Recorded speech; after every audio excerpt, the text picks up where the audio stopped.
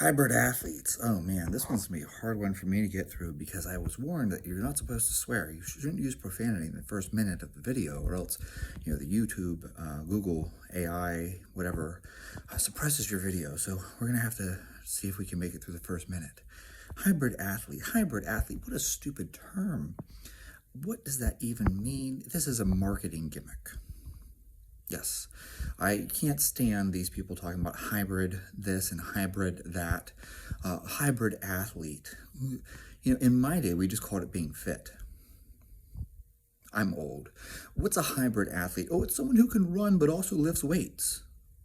So you mean like every single football player, every single baseball player, every single hockey player, every single basketball? Yes, basketball players lift weights. Basically, every single athlete. They're hybrid athletes. They lift weights and they can run. Yes, well, congratulations. That's soccer and lacrosse and literally every single sport. So, but we've invented something new because we call it by a different name. Is that like the hip thrust? Because the hip thrust was originally invented in 1924 by Alan Calvert, and it was called a shoulder bridge. You see, what you do is you put your shoulders on the bench, and then you lift your hips up, and that's why it's called a shoulder bridge, because you're using your shoulders on the bench and bridging up with a barbell across your waist. So it's called a shoulder bridge because it's not a neck bridge. Yeah. But if you call it by a different name, I invented the hip thrust because you called it by a different name. Sometimes I like to call my wife by different names, not because it spices things up in the bedroom, but just because I like it whenever she tells me you have to go sleep on the couch for calling me by your ex-girlfriend's name. That's a joke. That's a joke. That's a joke. Someone's gonna take that seriously. You people are sick. I don't call my wife by her name anyways. Everyone knows that. Every guy knows what you do is you call every girl baby, dollface. You give them all pet names. That way when you accidentally use the wrong one, you're just like, I just felt like it sounded cute. Pro tip for you. Thanks, guys.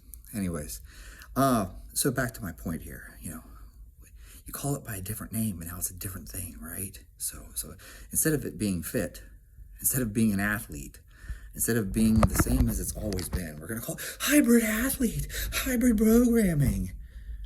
And it's like, this is what people have been doing forever. Go look at the Navy SEAL Physical Fitness Guide. You can get it for free. That's why I'm recommending it. It's a PDF now, and you can get it for free. Okay, so I'm not offering you something that's going to violate. Like, I'm not going to sit here and tell you, go download Jake Tura's Hypertrophy Clusters program without paying for it, but you can go get the Navy one because it's free. And look at their physical fitness guide. Not the short one that's just for you training for the PST. The big long one that talks about nutrition, and it even has Admiral Smith's PT program in it. The long one, it's by like Patricia Deuster or something like that, Duchetter or something. Deuster, can't remember her last name. Anyways, you'll notice Navy SEALs, they run, they swim, they do bodyweight PT, and they lift weights. Oh, radical concept. It's an interesting thing. The hybrid athletes are a new, they're a new thing, right? But yet I know guys who were in the SEAL teams in the 1980s and they were lifting weights. There are guys, believe this or not, this will blow your mind. There were guys who played in the NFL back in like the 60s and 70s who were lifting weights. I know, right? Who would have guessed that? You mean they lifted weights? Yeah. There's this crazy runner guy, LaFontaine, and apparently he lifted weights. And there's a Perry something. Can't remember his name. But apparently he lifted weights. He was a runner and he lifted weights. So is that a hybrid athlete? I do believe so. And, the funny thing about these hybrid athletes, the ones that are marketing to you, they make claims that are amazing. They're like impossible claims. It's like they ran faster than anyone has ever run,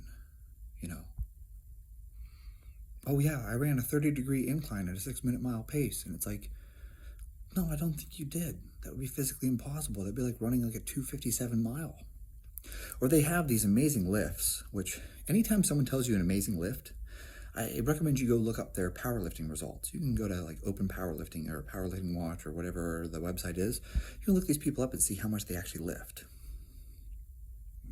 So when someone tells you that they can lift, 750 pounds, and then you go look them up on powerlifting and they lift 500 pounds, you might be skeptical of these claims.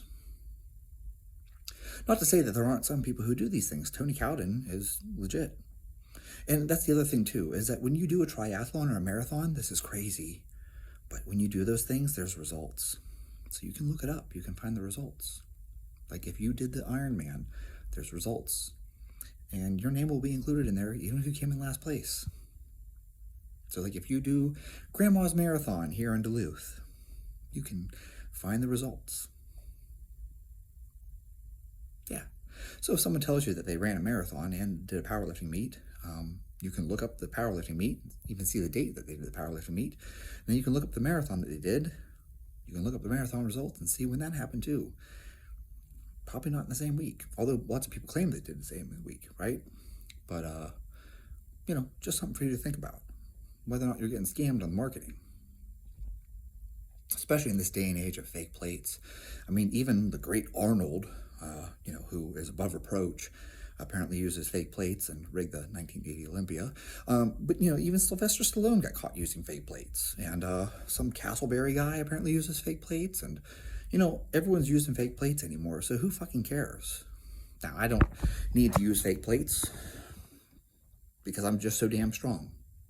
So when you guys see me, bench pressing 225, you know that I actually bench I benched 225. The thing about that is I'm not claiming that that's a fucking record. No one's impressed.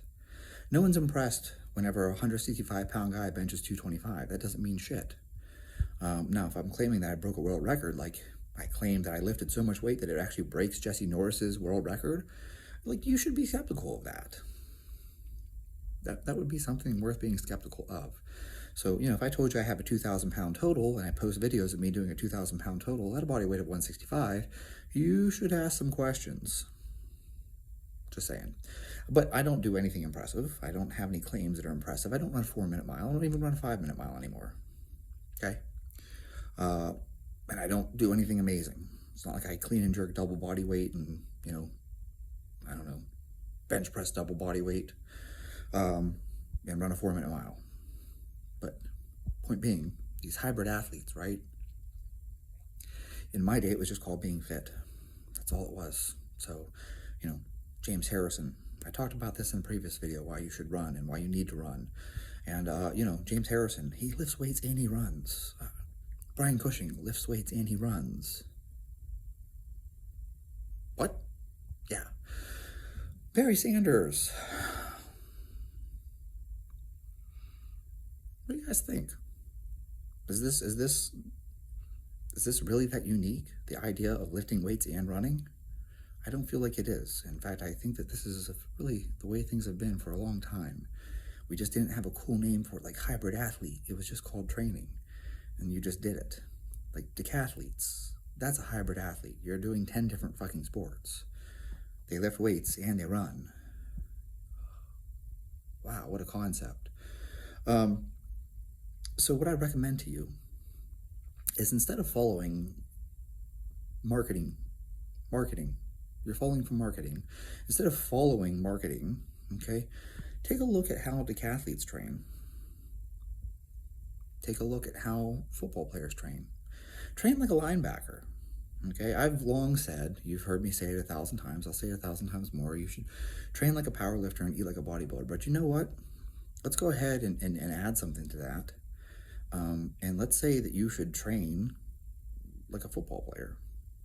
Do like big, heavy power building type exercises, run sprints, push the sled, have some level of aerobic conditioning, and, you're going to be pretty damn athletic. I don't know too many people who are going to be like, you know what? James Harrison is weak because he runs sometimes. have yet to heard that. I'm not ruling it out. I'm sure there's some idiot out there who would argue James Harrison would be stronger if he didn't run. But Brett Kiesel, he'd probably be bigger and stronger if he didn't run. Troy Polamalu, he'd be bigger and stronger if he didn't run, right? Here I am running off all these Steeler players because I'm a Pittsburgh guy. Guilty. Not that Pittsburgh isn't the most popular team anyways, by the way. If you don't know that, a little random tidbit. I know all these random facts. Did you know that the Pittsburgh Penguin jersey is the most popular and highest selling jersey? Yes. The same thing goes for Pittsburgh Steelers, apparently. Apparently, Pittsburgh Steelers, I didn't know this till I started moving around the country. Every city I've ever been to has a Pittsburgh Steeler bar. I shit you not. Like, you can go to Tampa, Florida, and you can find a Pittsburgh Steeler bar. Like, you can go to St. Pete and find a Pittsburgh Steelers bar. You can go to San Francisco and find a Pittsburgh Steelers bar. You can go to San Diego and find a Pittsburgh Steelers bar. You can go to Minneapolis, and guess what? You'll find a Pittsburgh Steelers bar. Apparently, Steelers fans are everywhere. I had no idea. I thought it was a Pittsburgh thing. In fact, I am going to say the only city I've ever been to that I didn't find a Steelers bar, because I even found one in New York City, is Philadelphia. Comment below if you live in Philly and you know of a Pittsburgh Steeler bar, but I think Philadelphia might be the only city I've been to that doesn't have a Steelers bar. How about that? Talk about rivalry. So anyways, point being, back to what we were discussing here. Train like a linebacker. Lift heavy weights, do power building, run some sprints, and be well-rounded. Like, this isn't a new concept. So if someone's selling you a hybrid program, maybe like roll your eyes and move on to the next thing. Because the people who are selling you real stuff, the people who are writing good programs, they've been doing it for a long time, and they don't need goofy marketing bullshit to sell it to you. So my advice to you, okay, is to look at just good programs in general. Good programs in general tend to be good programs. Radical concept, I know. I just stated the obvious, and yet somehow the obvious is not so obvious, kind of like how common sense is uncommon. Yeah, there you guys have it. Hybrid athlete, I think it's all bullshit. Like 99% of it's bullshit. That's not to say that all of them are. There are some people out there who are good. But overall, this is turned into just a marketing term that doesn't mean anything. Like I said, in my day, it was called being fit.